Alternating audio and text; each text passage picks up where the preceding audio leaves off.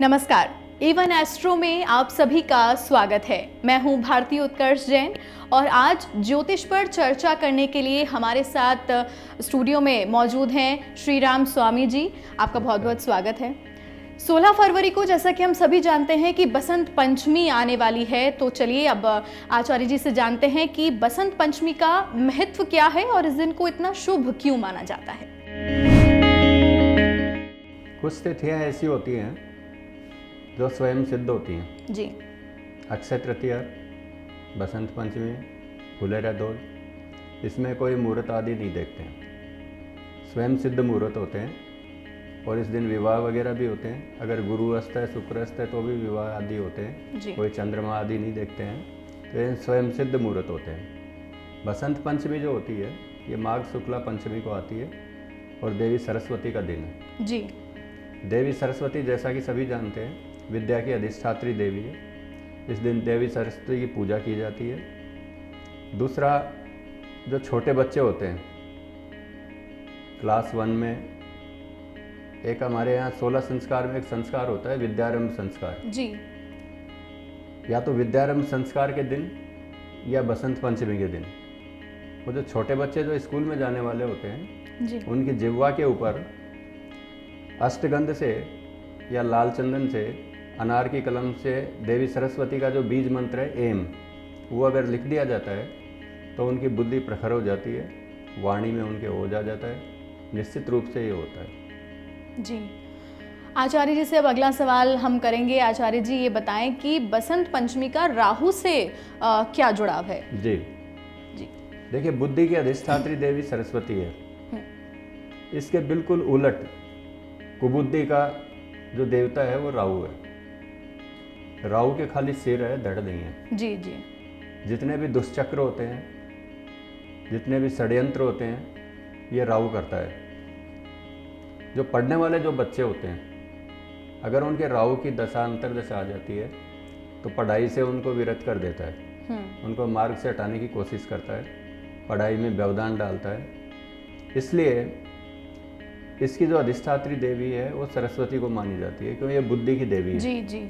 दूसरी चीज, राहु पॉइजन का, जहर का भी कारक है। उसका रंग होता है नीला जी। एक खास बात जो होती है, देवी सरस्वती के चरणों में यदि नीले फूल चढ़ाए जाएं जी तो उससे देवी सरस्वती बड़ी प्रसन्न होती है जी। और राहु के जो दुष्प्रभाव होते हैं वो कम होते हैं। एक चीज़ और बताना चाहता हूँ, सरस्वती का जो वाहन है वो मोर है जी। इसके पीछे भी तर्क है। राहु जो होता है ये काल सर्प होता है और सर्प का जो सबसे बड़ा जो शत्रु होता है वो मोर होता है जी। वो उसको खत्म कर देता है। बिल्कुल बिल्कुल। इसलिए राहु जनित जितने भी दुष्प्रभाव होते हैं उनको अगर खत्म करने हैं तो देवी सरस्वती की उपासना करें। ज्योतिष में इसका सीधा संबंध सरस्वती से। जी जी। जैसे कि आपने बताया कि देवी सरस्वती जी को प्रसन्न करने का क्या उपाय, लेकिन एक बहुत बड़ा यहाँ पर एक बात ये भी आती है कि विद्या की देवी सरस्वती को क्योंकि हम सभी कहते हैं, तो विद्या से जुड़ाव सीधा सीधा विद्यार्थियों का होता है। तो विद्यार्थियों को हमेशा अपने सफल रहने के लिए किस तरीके से वो माता सरस्वती को प्रसन्न कर सकते हैं, उसके भी उपाय आप विद्यार्थियों को बताएं। जी बिल्कुल जी। छोटे बच्चों का तो मैंने आपको बता दिया जी जी कि उनके लिए क्या करना चाहिए जी। जो बड़ी क्लासों में जो बच्चे हैं, कंपटीशन की तैयारी कर रहे हैं जी या हायर क्लासेज की जो तैयारी कर रहे हैं, उनके लिए सबसे बढ़िया उपाय है उत्तर दिशा की तरफ मुंह करके पढ़ाई करें। जहाँ पढ़ाई करते हैं सामने दीवार के ऊपर देवी सरस्वती का चित्र लगा लें जी। उसके साथ ही कुछ मोर पंख रख लें। अगर हो सके तो देवी सरस्वती के मंत्र का जाप करें जी। अन्यथा ये चीज़ें जरूर लगा के रखें, इससे उनके दिमाग में कुविचार कम आएंगे, नेगेटिविटी कम होगी और वो पढ़ाई की तरफ उनका ज्यादा अग्रसर रहेगा। जी। किताबों में भी ऐसा चलन रहा है कि हमारे बड़े बुजुर्ग कहते हैं कि मोर पंख रख देना चाहिए। मोर पंख किताबों में रखते थे, वो इसीलिए रखते थे और उसको बोलते थे इससे विद्या आती है। विद्या आती है। बिल्कुल बिल्कुल, वो पहले ये रखते थे। जी। अब साथ ही साथ आपने ये तो बता दिया कि विद्यार्थियों को माता सरस्वती जी को अगर प्रसन्न रखना है तो उन्हें क्या क्या उपाय करने चाहिए, लेकिन आप ये भी बताएं कि जैसे विद्यार्थी दिन भर पढ़ते रहते हैं, कई बार ऐसा देखा गया है कि रात भर लगे रहते हैं, दिन भर लगे रहते हैं, तो क्या ऐसा कोई समय होता है जिसमें वो उस वक्त अगर पढ़ाई करें तो उनके लिए लाभकारी होगा ही होगा? जी जी। हमारे यहाँ संस्कृत में एक कहावत है, संथा पंथा प्रातः काले। जी। प्रातःकाल का जो समय होता है वो विद्या अध्ययन के लिए और यात्रा के लिए बिल्कुल बिल्कुल ये प्रशस्त माना गया है। कहीं भी जाना हो तो प्रातःकाल जाएं, पढ़ाई करनी हो तो सूर्योदय से पूर्व उठ के जी और पढ़ाई करें। इसके पीछे कारण ये है कि सुबह जब सूर्य उदय होता है उस समय उसका हिरण्यगर्भ रूप होता है। जी हिरण्यगर्भ जो होता है वो ब्रह्मा को बोलते हैं, और ब्रह्मा की जो अंतर्निहित शक्ति होती है वो देवी सरस्वती रहती है। जी तो प्रातःकाल का जो समय होता है 4 बजे से लेकर सूर्योदय के पश्चात तक देवी सरस्वती का ज़्यादा प्रभाव रहता है। उस समय जो पढ़ाई करेंगे वो दिमाग में बिल्कुल आपके बैठ जी। जाएगी और आपके याद जी। रहेगी। इसलिए प्रातःकाल करें।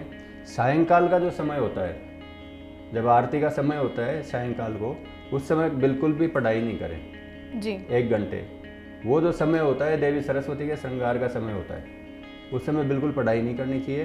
प्रातःकाल करें, बाकी फिर दिन में समय मिलता है उस समय। तो दर्शकों, अभी आचार्य जी ने हमें बताया कि किस तरीके से हम माता सरस्वती को प्रसन्न कर सकते हैं, और विद्यार्थियों के लिए भी टिप्स दी आचार्य जी ने कि कब वो पढ़ाई करें जिसका ज़्यादा से ज़्यादा लाभ उन्हें मिले, और जो आने वाले एग्ज़ाम्स हैं उसमें भी आपको इसका फल मिले। इसके अलावा अगर आपके कोई भी सवाल हों तो आप हमारे कमेंट बॉक्स में जाकर अपना सवाल वहाँ पर ड्रॉप कर सकते हैं। हम ज़रूर वहाँ पर आपको आपके सवालों का जवाब देंगे। साथ ही साथ अगर अब तक आपने हमारे चैनल को सब्सक्राइब नहीं किया है तो ज़रूर से सब्सक्राइब करें और बेल आइकन को प्रेस करें, लाइक करें और इन वीडियोस को शेयर करें, ताकि आपके साथ साथ आपके दोस्तों को भी इन टिप्स को देखकर सुनकर लाभ मिले।